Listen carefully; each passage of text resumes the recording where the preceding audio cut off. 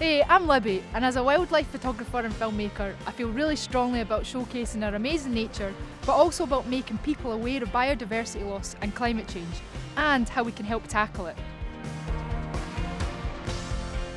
Something that's making a huge difference is the Scottish Government's Nature Restoration Fund, which is helping support a range of projects across the whole country to protect and value nature, and make us more resilient to climate change.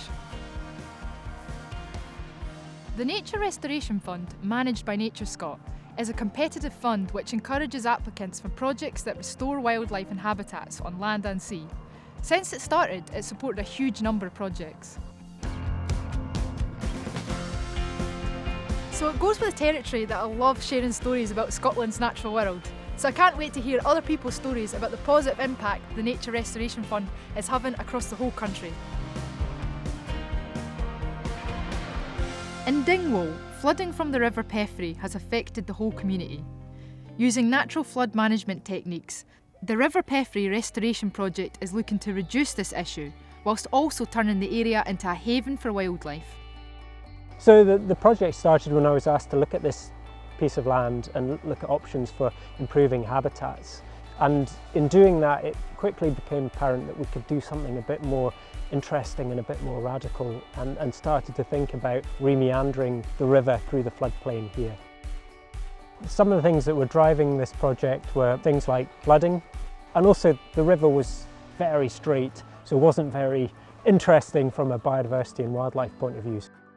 So we completed the restoration work on this site, but we really wanted to scale that up to the catchment as a whole and do a lot more of this kind of thing. So the Nature Restoration Fund really enabled us to do that, and it was a game changer, I suppose, in allowing us to think about a big range of quite substantial work in the catchment as a whole that together we think could make a big difference to biodiversity and flood risk.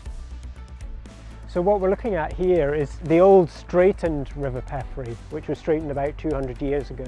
And then at this point is where the new channel which we've created kicks out into the floodplain and rejoins the old channel about 700 metres downstream.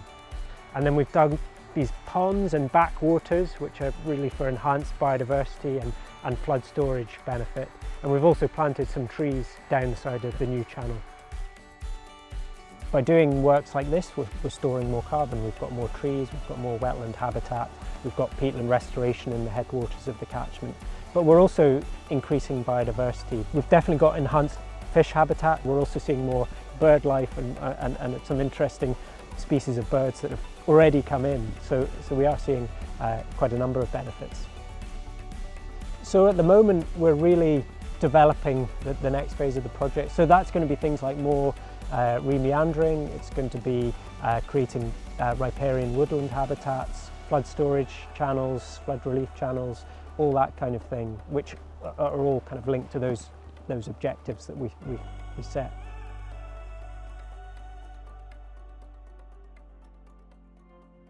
Whale and dolphin entanglement and creel fishing line on the seabed is a serious problem which can lead to injury and even death.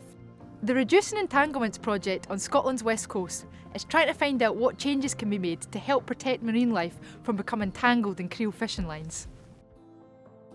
So bycatch and entanglement, globally, it's the biggest welfare and conservation threat to whales and dolphins and sharks. And it's been very difficult to solve historically. We've been working with 15 fishermen in the inshore area around the east of Skye, and we've been asking them to swap the floating rope that they have been using for sinking rope. So the Nature Restoration Fund came at an absolutely ideal time for us because we had worked out what the problem was, and we wanted to be able to move quite quickly to be able to look at solutions that might reduce that entanglement. So the money from this fund was absolutely ideally placed to enable us to do that. We've got all this amazing wealth of expertise here with the inshore fisheries, and that's in a large part contributed to why this project has been so really successful. What we're really trialling here is whether or not it's practical for fishermen to use the rope, and our experience of this has been really good so far. And the reason that the sinking rope can prevent an entanglement is the rope tends to lie on the seabed, and that mechanism for entanglement just ceases to exist.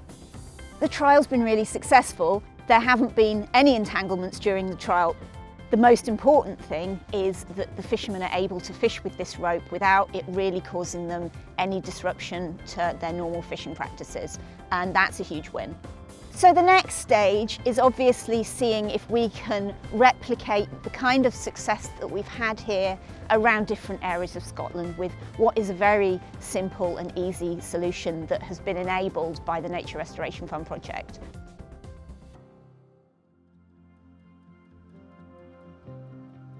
For hundreds of years, the land around Caerlaverock has been worked on to remove the water from it. And now, with support from the Nature Restoration Fund, the WWT are encouraging the ground to be as wet as possible to help restore the natural landscape.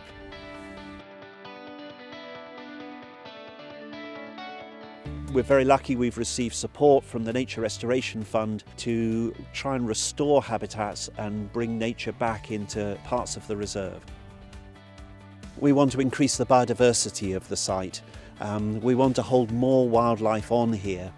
If we can bring the water table up and slow down the flow of water, then that's a big improvement and holds more wildlife. We're starting to see that happen for some rare species, but also some common species as well. A few weeks ago we came out with torches to see if we could catch some snipe and woodcock to ring them. And we weren't sure what we were going to find, and we came out, and at night these fields are they've got loads of these birds using it as a feeding area. We've been creating pools for natterjack toads. What we hope to see this spring is toads using those almost immediately. One of the things the Nature Restoration Fund has allowed us to do is to restructure the land. So by March 2026, we're expecting the site to be looking very different and to be really well set up for managing for nature. We manage the site really in partnership with some of the local farmers, and they have to modify some of their requirements a bit, and we have to modify some of our requirements. So it's a real compromise to be able to get the management that we want on site. What we're aiming for on this site is to actually fill a gap in habitat transition. If you go back thousands of years, there would have been a transition from mudflats to salt marsh to sort of wet grassland and lag fen to lowland raised bog. And that's been broken through sort of man's intervention. Being able to take part in the Nature Restoration Fund, it just enabled us to fill those gaps, joining all of those habitats up. What would be fantastic is to come back here in 10, 15 years' time and see that sort of much more wildlife-rich transition through habitats across the landscape.